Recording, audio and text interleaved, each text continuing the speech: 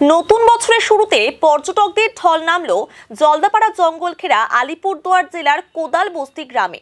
হাতি, গন্ডার, বাইসন সহ একাধিক বন্যজন্তুকে একসঙ্গে দেখতে পেয়ে খুশি পর্যটকেরা। পর্যটকদের ঢল নামায় মুখে হাসি পর্যটন ব্যবসায়ীদেরও।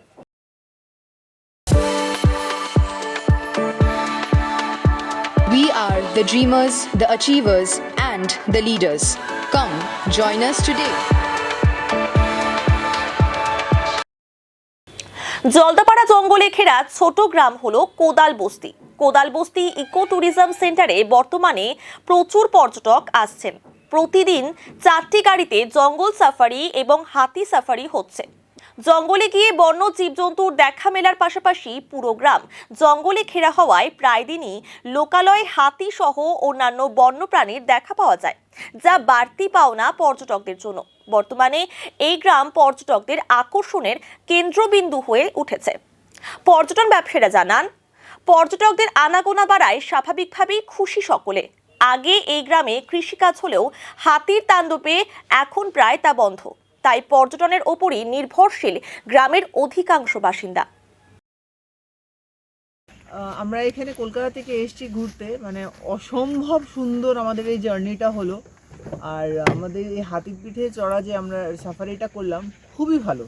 মানে মাহুত দাদা তো আমাদেরকে মানে যথাসাধ্য চেষ্টা করেছে যতটা পারে দেখানোর জন্য, এবং আমরা দেখেওছি। রাইনোসরাস দেখলাম, বেশ কিছুটা বাইসন দেখেছি, এবং জঙ্গলের গভীরতা যে জিনিসটা সেটা আমরা এক্সপিরিয়েন্স করেছি। মন আছে আবার আসবো।